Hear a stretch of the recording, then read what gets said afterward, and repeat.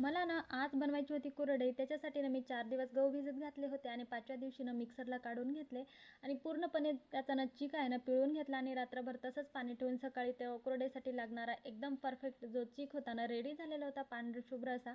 म्हटलं चला, जास्त तर मी कुरडी पापड बनवत नाही, मला कंटाळा येतो, पण म्हटलं यावेळेस सगळीकडे बायका बनवत आहेत, मग आपण कधी शिकायचं म्हणून मीही ट्राय केलं.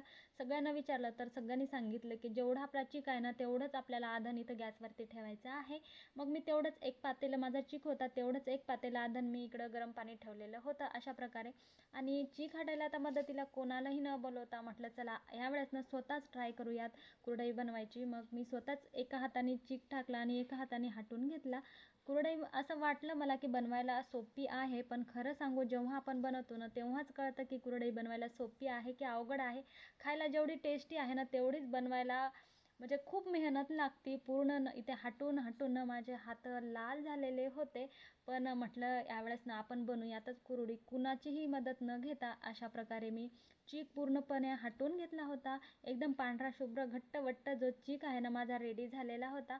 मग थोडा थंड झाल्याच्या नंतर गच्चीवर गेले आणि कुरडई बनवायला घेतली. तर इकडे ना माझा जो सोऱ्या आहे ना त्याचे खालचे जे छिद्र आहेत ना ते एकदम छोटे छोटे असल्यामुळे मी या सोऱ्याने थोड्याशा बनवल्या आणि नंतर ना दुसरा सोऱ्या आणला आणि त्या सोऱ्याने बाकीच्या जे कुरड्या आहेत ना बनवून घेतल्या.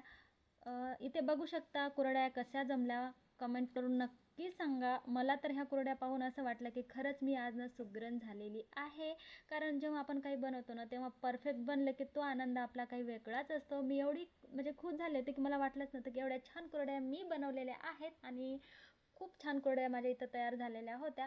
मग कुरड्या बनवायला बराच वेळ लागला होता, त्याच्यामुळे ना सगळ्यांना खूप भूक लागली होती. नंतर खाली आले आणि सगळ्यांसाठी नाही तर मी पोहे बनवले होते अशा प्रकारे. मग तुम्ही बनवली का कुरडी पापड, कमेंट करून नक्की सांगा.